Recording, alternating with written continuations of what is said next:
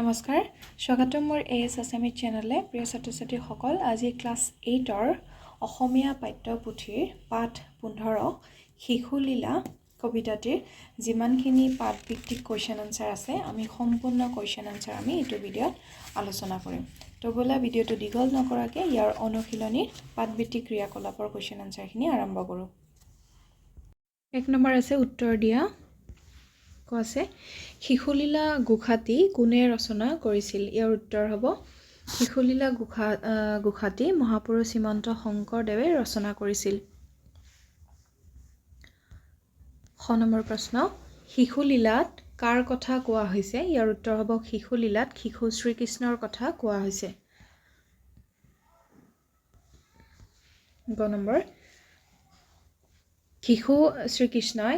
কাৰ লগত খেলিছিল। ইয়াৰ উত্তৰ হ'ব শিশু শ্ৰীকৃষ্ণ বলোৰামকে আদি কৰি সমনীয়া গোপাল বালসকলৰ সৈতে খেলিছিল।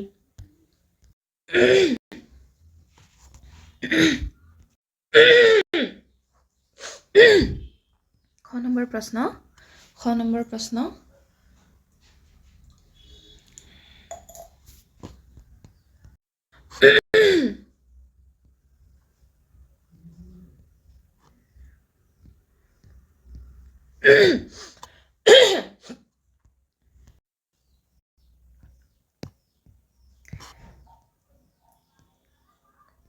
পিছৰ এতিয়া 4 নম্বৰ প্ৰশ্নটো এইটো খালী অংশত শব্দ ভৰোৱা। এইটো তোমালোকৰ হেৰিতে আছে কিতাপতে আছে। যদি কবিতাটো চোৱা তেনেহ'লে শিশুলীলা কথাখিনি যদি চোৱা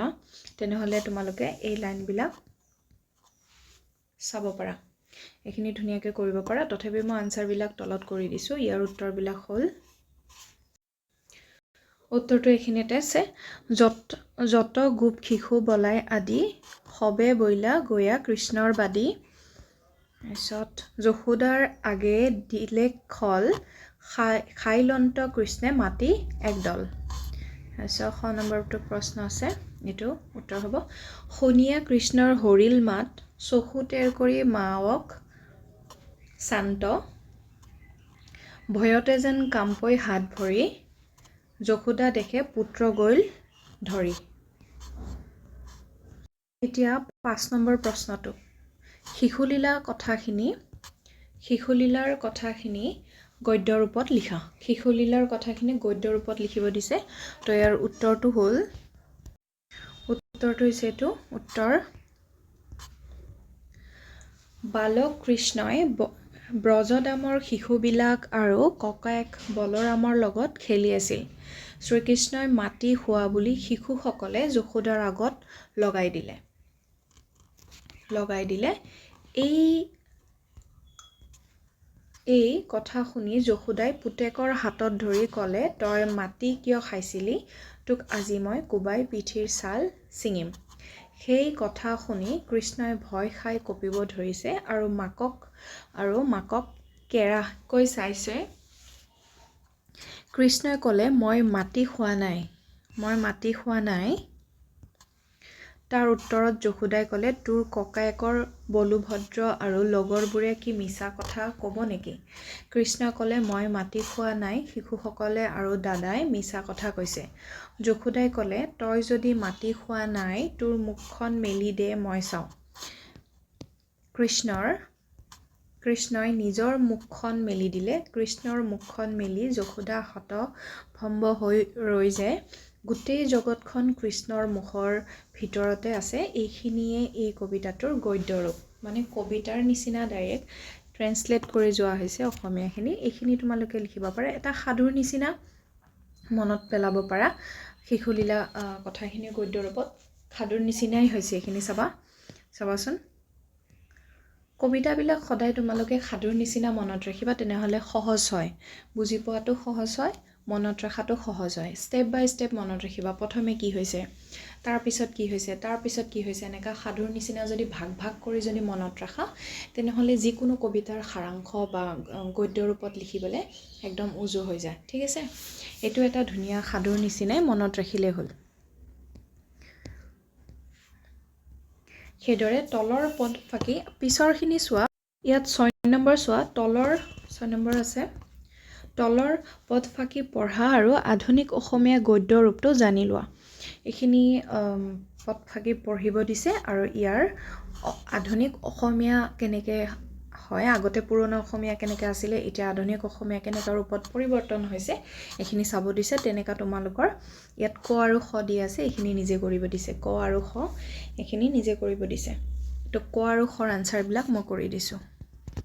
কত কোৱা হৈছে যত গোপ শিশু বলাই আদি সবে বৈল গয়া কৃষ্ণৰ বাদী ইয়াৰ আধুনিক অসমীয়া হ'ব বলোৰামকে আদি কৰি যিমান গোপ শিশু আছিল সকলোৱে কৃষ্ণৰ কথাত বোল গৈছে খ নম্বৰ আছে শুনিয়া কৃষ্ণৰ হৰিৰ মাত চকু তেৰ কৰি মাৱক শান্ত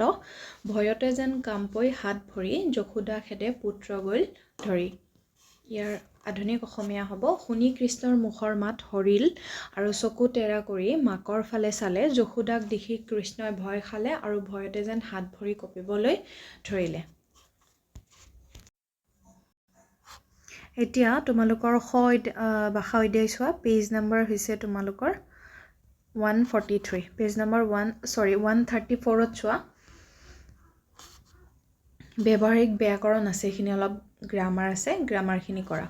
7 নম্বৰ দি আছে তলৰ শব্দবোৰ আধুনিক অসমীয়া ৰূপ লিখা ইয়াত পুৰণি অসমীয়া ৰূপ দিয়া আছে এই পুৰণি অসমীয়াখিনি আধুনিক অসমীয়া ৰূপত লিখিব দিছে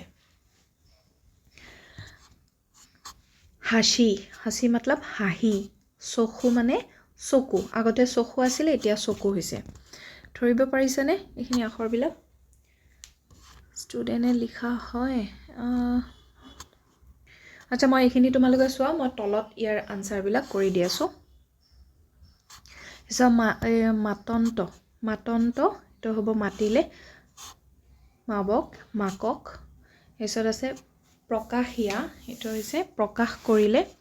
ফাৰিব মানে ফটাব খুনিয়া গুণি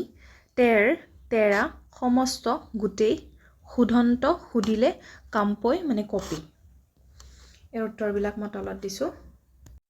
ইয়াৰ পৰা তোমালোকে চাই ল'বা ঠিক আছে সেইখিনি আখৰ ধৰিব নোৱাৰিলে চাই ল'বা চকু মাতন্ত মাতিলে মাকক প্ৰকাশিয়া প্ৰকাশ কৰিলে ফাৰিব ফটাব শুনিয়া শুনি তেৰা সমস্ত গোটেই শুধন্ত সুধিলে কামপৈ কপি ঠিক আছে 9 নম্বৰ প্ৰশ্নটো তোমালোকে এইখিনি এক্সামত নাহিব ঠিক আছে এক্সামত তেনেকা প্ৰশ্ন নাহে যদি তোমালোকে ভাবা যে এইখিনি লিখিব পাৰা আৰু যদি ভাবা যে নাই নিলিখো স্কিপ কৰিম তেনেহ'লে স্কিপ কৰিব পাৰা একো কথা নাই এতিয়া প্ৰশ্নটো কি কৈছে চোৱা শেষৰ ধ্বনি মিল থকা শব্দ পাঠৰ পৰা বিচাৰি ওলোৱা শেষৰ ধ্বনি মানে কি যে এনেকৈ ইয়াত হৰি আছে হৰি ঠিক আছে ইয়াত হৰি আছে হৰি লাষ্টত কি আছে ৰথৰ চিকাৰী ৰি এইটো হ'ব শেষৰ ধ্বনি এনেকা শেষৰ ধ্বনি মানে লাষ্টৰ আখৰটো মিল থকা শব্দবিলাক বাছি উলিয়াই লিখিব দিছে হৰি আদি খাল হাসি ভৰি চাই মাটি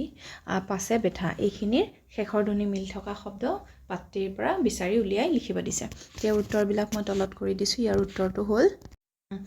ইয়াৰ উত্তৰটো হৈছে উদাহৰণ যেনেকৈ হৰি ধৰি আদি বাদি হল একদল হাসি আশি ভৰি ধৰি চাই ভাই মাটি ঘাটি মাটি আতি পাছে আছে বেঠা কথা ভিডিঅ'টো ৰখাই কেনে আনসাৰবিলাক চাই ল'বা ঠিক আছে পিছৰ এতিয়া 9 নম্বৰটো কৰিলোঁ আমি 8 নম্বৰটো এৰি দিলোঁ এতিয়া 8 নম্বৰ প্ৰশ্নটোলৈ চোৱা নম্বৰ প্ৰশ্ন কি কৈছে বিপৰীত অৰ্থ বুজোৱা শব্দ লিখা বিপৰীত শব্দ লিখিব দিছে যেনেকৈ ল'ৰাৰ বিপৰীত ছোৱালী তেনেকা সুন্দৰীৰ বিপৰীত কি হ'ব পুত্ৰৰ বিপৰীত কি হ'ব তো ইয়াৰ উত্তৰবিলাক মই কৰি দিছোঁ উত্তৰটো হ'ল উত্তৰ সুন্দৰী তো হ'ব কুৎসিত বা অসুন্দৰী লিখিব পাৰা পুত্ৰ পুত্ৰী বা কন্যা লিখিব পাৰা ভাই ভনী আই বোপাই দাদা বাইদেউ নাৰী পুৰুষ ভিডিঅ'টো ৰখাই কেনে লিখি ল'বা আৰু যদি মোৰ চেনেলটো ভাল লাগিছে এবাৰ ছাবস্ক্ৰাইব কৰি দিবা লাইক কমেণ্ট এটা দি যাবা এতিয়া 9 নম্বৰ প্ৰশ্নটো হৈ গ'ল 10 নম্বৰ চোৱা তলৰ পদ ফাঁকি লৈ মন কৰা ইয়াত কৈছে কেনে মাটি খাইলি আৰে গোপাল আৰু খ নম্বৰ আছে কিয় মাটি খাইলি সুদান্ত কথা এই বাক্য দুটা প্ৰশ্ন সোধাটো বুজাইছে ঠিক আছে কেনে আৰু কিয় প্ৰশ্ন সোধাটো বুজাইছে সেইদৰে আধুনিক অসমীয়া ভাষাটো কোনে কেনেকৈ কিয় কি কলৈ কেতিয়া আদি শব্দ ব্যৱহাৰ কৰি প্ৰশ্নবোধক বাক্য গঠন কৰা হয় উদাহৰণ দিয়াৰ দৰে তলৰ বাক্যবোৰ প্ৰশ্নবোধক বাক্যলৈ নিয়া মানে কোনো এটা বস্তু যেনেকে ইয়াত আছে নিজৰাই ভাত ৰান্ধিছে এই আনসাৰটোক যদি আমি প্ৰশ্ন সুধো নিজৰাই ভাত ৰান্ধিছে কথাখিনি যদি তুমি প্ৰশ্ন সোধা কেনেকৈ সুধিবা যে কোনে ভাত ৰান্ধিছে হয়নে তেনেকা আমাৰ প্ৰত্যেকটা উত্তৰবিলাক দি আছে এই এটা বাক্য দি আছে এই বাক্যকেইটা আমি প্ৰশ্নলৈ কনভাৰ্ট কৰিব দিছে ঠিক আছে আৰু কেনেকৈ আমি প্ৰশ্ন সোধোতে সাধাৰণতে এইকেইটা শব্দ ব্যৱহাৰ কৰোঁ যেনেকৈ কোনে কেনেকৈ কিয় কি কলৈ কেতিয়া হয়নে এইকেইটা বাক্য আমি প্ৰশ্ন সোধাত ব্যৱহাৰ কৰোঁ এইকেইটা বাক্যৰে শব্দৰে আমি কি কৰিব লাগিব এই আনসাৰ কেইটা কৰিব লাগিব ঠিক আছে ক নম্বৰ আনসাৰ হৈছে তেওঁলোক বাছেৰে স্কুললৈ যায় ঠিক আছে এটো তুমি প্ৰশ্ন সোধোতে কেনেকৈ সুধিবা তেওঁলোক কিহেৰে স্কুললৈ যায় আনসাৰটো হ'ব তেওঁলোক বাছেৰে স্কুললৈ যায় তেনেকা তো আনসাৰ বিলাক মই তলত দিছো ক নম্বৰ আনসাৰ তেওঁলোক বাছেৰে স্কুললৈ যায় ইয়াৰ উত্তৰ হ'ব তেওঁলোক কিহেৰে স্কুললৈ যায় খ কৈছে আমি বল খেলি আছো প্ৰশ্নটো আমি প্ৰশ্ন সুধিলে কেনেকৈ কৰিম কোনে বল খেলি আছে হয়নে উত্তৰটো হ'ব কোনে বল খেলি আছে আমি বল খেলি আছো পিছত ঘ নম্বৰ জ্বৰ উঠা বাবে বিমল স্কুললৈ যোৱা নাই এই উত্তৰটো হ'ব বিমল স্কুললৈ কিয় যোৱা নাই ঘ নম্বৰ ৰতন দিল্লীলৈ গৈছে ইয়াৰ উত্তৰটো হ'ব ৰতন কলৈ গৈছিল ঙ নম্বৰ মই 4 বজাত ঘৰ পামহি ইয়াৰ উত্তৰ হ'ব তুমি কেই বজাত ঘৰ পাবাহি প্ৰথম সি গান গাই আছে ইয়াৰ উত্তৰ হ'ব সি কি কৰি আছে 11 নম্বৰ প্ৰশ্নটো চোৱা খাইলন্ত দেশন্ত মাতন্ত শান্ত আদি শব্দকেইটা একোটা কাম কৰা বুজাইছে ইতিমধ্যে তোমালোকে কোনো কাম কৰা হোৱা বা নোহোৱা শব্দত বা থকা বা নথকা আদি বুজোৱা পদক ক্ৰিয়াপদ বুলি জানি আহিছা পাঠৰ পৰা এনে ধৰণৰ কাম সম্পাদন কৰা বা নকৰা পদকেইটা বাছি উলোৱা ইয়াৰ উত্তৰ হ'ব উত্তৰ কৰন্ত খাইলন্ত শুনিয়া খাইলি ফাৰিবু হৰিল কাম্পৈ সুধন্ত চাহন্তে শান্ত গৈল মাতন্ত ইয়াৰ উত্তৰ হ'ব একেটা 12 নম্বৰ প্ৰশ্ন তলত একোটাকৈ শব্দৰ বিন অৰ্থ দিয়া হৈছে অৰ্থ প্ৰকাশ হোৱাকৈ শব্দবোৰেৰে বাক্য সজা বাক্য সাজিব দিছে ইয়াৰ উত্তৰটো হৈছে প্ৰথম আছে দল ঠিক আছে দলটো তোমাৰ লদা বা দলি উত্তৰটো হ'ব বাক্য ৰচনাটো হ'ব মাটি দল মুখলৈ নিব লওঁতে কেঁচুৱাটোক মাকে দেখা পালে আৰু এটা আছে দল এটা হৈছে সমূহ বা যাক আমি দল বুলি কওঁ এটো ইয়াৰ উত্তৰটো হ'ব তেওঁলোকৰ দলটো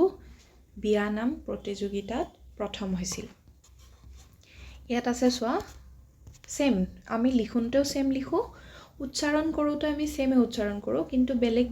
বাক্যত বেলেগ অৰ্থ প্ৰকাশ কৰে ইয়াত আছে যেনেকৈ বাদী এইফালেও আছে বাদী এটা বাদী হৈছে ফাকি মিছা ভাও হয়নে এইটো আমি বাক্য ৰচনা কৰিম শ্ৰীকৃষ্ণৰ বাদীত সকলো ভুল গৈছিল আৰু এটা আছে বাদী যোনটো কৌতা বা প্ৰকাশ কৰোঁতা ইয়াৰ উত্তৰটো হ'ব ৰজাৰ আগত কথাটোৰ বাদী তেৱে আছিল ইয়াত আছে ঘাটি হা এটা ঘাটি হৈছে দায় মানে জগৰ মিছা অপৰাধ ঠিক আছে এইটো আমি বাক্য ৰচনা এনেকা কৰিম কি ঘাটিত তেওঁ জেল খাটিব লগা হৈছিল কোনেও বুজিব পৰা নাছিল আৰু এটা হৈছে ঘাটি এইটো আমি পহৰা ঠাই বুলি জানো বা আড্ডা বা চকী বুলি জানো জুইৰ ঘাটিত সকলোৱে ৰং ৰৈছেৰে এসাজ খাইছিল বস্তুবিলাক এটা শব্দবিলাক আমি উচ্চাৰণ কৰোঁতে একে কৰোঁ লিখোনতে একে লিখো কিন্তু এটা বাক্যৰ মাজত যেতিয়া প্ৰয়োগ কৰোঁ শব্দটো বেলেগ বাক্যত বেলেগ অৰ্থ প্ৰকাশ কৰে তো আজিৰ ভিডিঅ'টো ইমানেই যদি মোৰ ভিডিঅ' কেইটা কোৱেশ্চন আনসাৰখিনি ভাল লাগিছে চেনেলটো ছাবস্ক্ৰাইব কৰি দিবা লাইক কমেণ্ট আৰু লগতে শ্বেয়াৰ এটাও কৰি দিবা আৰু তোমালোকৰ ক্লাছ 8ৰ আছামিজ লেছনৰ আৰু কোনকেইটা ভিডিঅ' লাগে লেছনৰ ভিডিঅ' লাগে এইটো ভিডিঅ'ৰ কমেণ্ট বক্সত জনাই দিবা।